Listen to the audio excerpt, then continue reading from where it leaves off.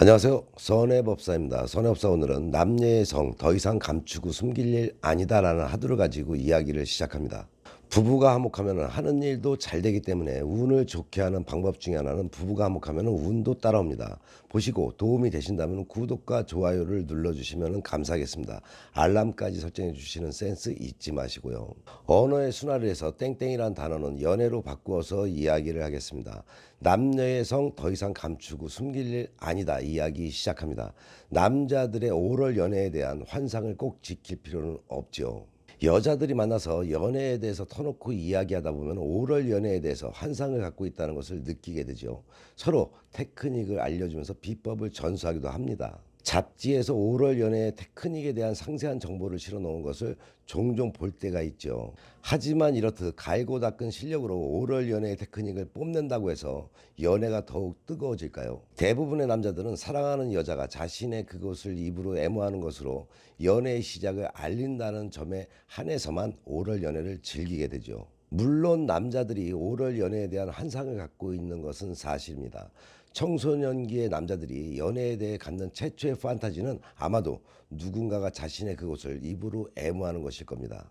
청소년이 쉽게 접하게 되는 땡땡 영상이나 사진에서 이런 모습은 판타지의 대상이 되기 때문입니다.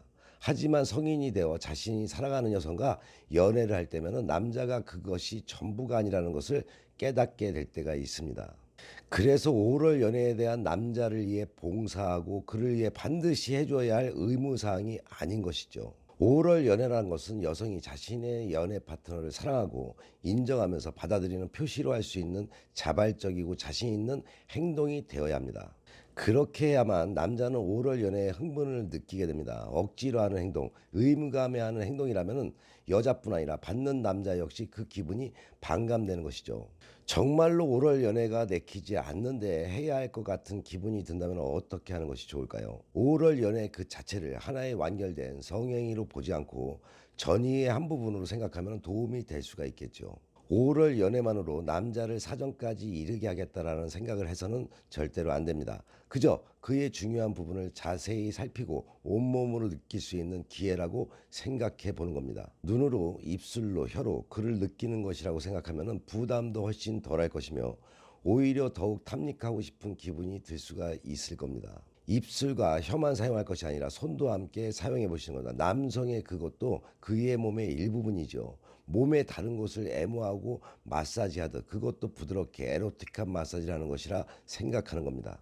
하지만 정 내키지 않는다면 억지로 하지 않는 것이 가장 좋은 방법이 되겠죠. 오럴 연애로 즐거움을 느끼기보다는 힘들고 역겨운 기분만 든다면 다른 방법으로 애무를 해보는 것이 좋습니다. 윤활제를 바르고 손가락으로 부드럽게 그의 그곳을 애무하거나 마사지하듯 부드럽게 가슴에 그곳을 마찰하는 등의 방법을 생각해 볼 수가 있겠죠. 그리고 깊숙이 그의 그것을 집어넣는 것만으로 쾌감을 줄 수 있는 오럴 연애라고 생각하지 마시기 바랍니다. 입술로 기두와 기두 끝부분만 애무해도 충분히 쾌감을 느낄 수가 있습니다. 때로는 작은 터치가 행복으로 가는 지름길이 될 수가 있죠. 연애를 할 때는 원하는 것이 많지만 막상 말로 할 때는 부담을 느끼고 이야기하지 못할 때가 많습니다. 서로가 원하는 것을 파트너에게 솔직하게 편안하게 이야기를 나누는 것이 연애의 열기를 식지 않게 하는 가장 좋은 방법이라는 것을 여러 차례 이야기한 바가 있습니다.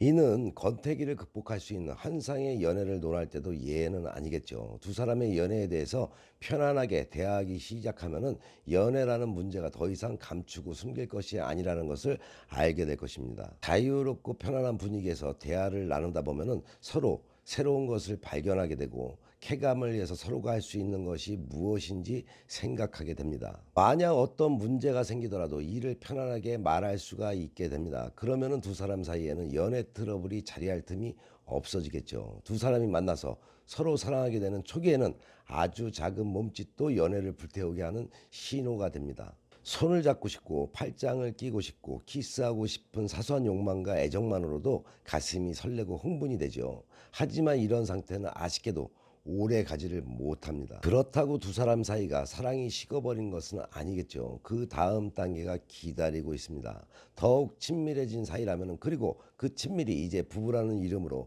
하나의 울타리를 묶여 있다면 보다 편하고 솔직한 대화로서 서로에 대한 욕망과 배려를 서서히 풀어나가야 하겠지요.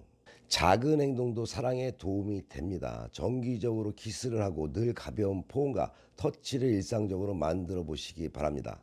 서로 친밀한 신체 접촉을 유지하는 것은 두 사람의 관계를 따뜻하게 만드는 좋은 방법이 되겠죠. 시선 교환이나 서로 기분을 북돋을 수 있는 따뜻한 말 한마디도 좋습니다.